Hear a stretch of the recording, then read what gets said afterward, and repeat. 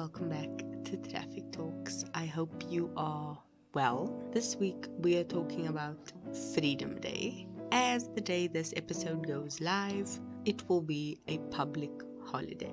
I'm not sure if I ever got the full meaning of this holiday, so I decided to just Google it and find out what it actually means. And the definition that I found was as follows. Freedom Day is a South African public holiday that is celebrated on the 27th of April each year.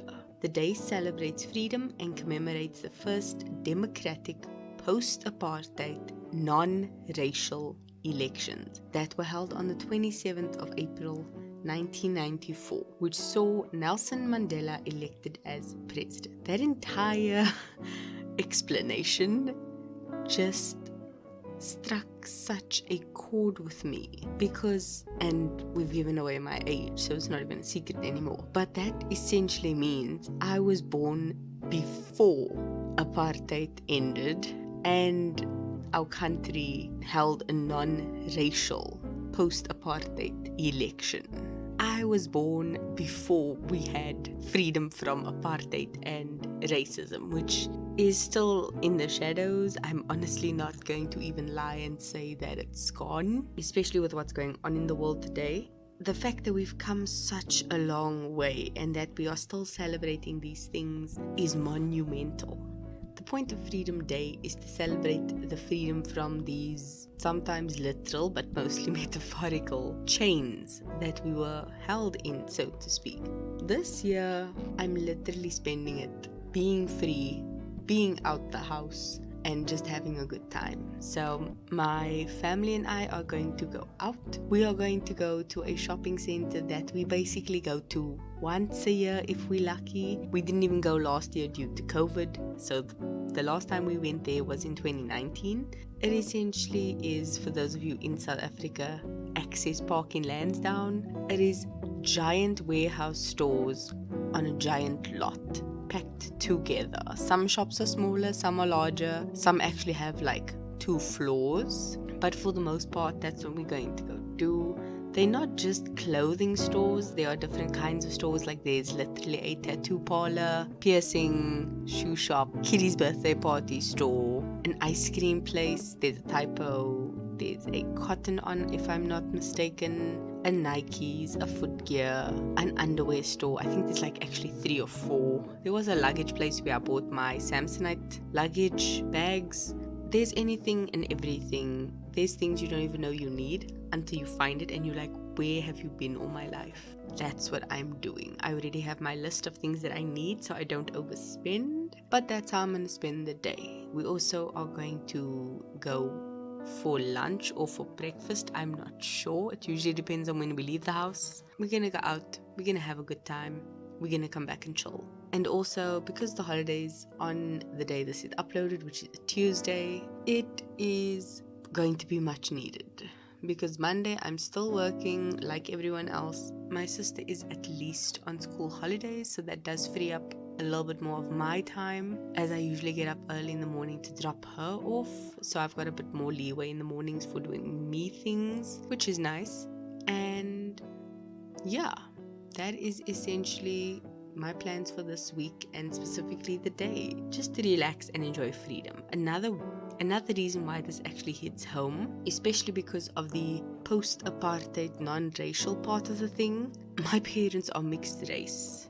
For South Africans, having mixed race parents is not really a big deal. A lot of people have mixed race parents or couples or are part of one, but the fact that before I was born it was essentially illegal or not accepted to be in a mixed race relationship, and to the point that the government actually separated people according to color, meaning my parents couldn't be together because they clearly are distinctly different races. So the fact that we can all go out together and just be as a family without fear of being arrested, so to speak, is kind of nice. I think the biggest takeaway in comparison to today's world was the recent conviction of George Floyd's killer, where he was convicted. I'm not sure to how many years, I cannot remember, but the fact that such a heinous crime, especially due to the racial backlash and awareness that this death has caused. It just sparks a lot of things, because being able to just not have to worry to a certain extent about that for me personally is a blessing, and having to be so harshly reminded that these things still exist, yet we are celebrating our freedom from it, is a very big oxymoron that is kind of difficult to acknowledge and fully accept when it's not done that way all over the world. Like, there is still people being killed because of their color, because of people's assumptions, because of the nonsense that is going on in the world. So how can we truly celebrate Freedom Day when we aren't actually free? We still walk around with this thing in the back of our minds, like, oh no, this could happen to me, this could happen to that one, this could happen to a sibling, a friend, a partner, a parent, a child. Like, it is traumatic, so to speak. But I think the awareness has definitely shed some light on it and has made us more, for lack of a better term, aware of the situation and the privilege, because that's what it is. It is a privilege to be able to walk around and to celebrate this, and to have come so far in terms of a country uniting against it. That was really awesome. With all these lessons that we have been able to take with us, I think, like this day suggests, celebrating our freedom, which is a victory against all the apartheid regimes and the racism that took place in the time, I think, yes, we need to be grateful for it. We need to acknowledge it. We need to accept it. We need to celebrate this victory. But we need to also embrace fully the change that comes from it in terms of moving forward as a country, so that we do not repeat these mistakes that happened with apartheid and keeping different groups separate in terms of racism and treating people differently just because of the way that they look. The point of learning and looking back at our history is to learn from it and not make those mistakes.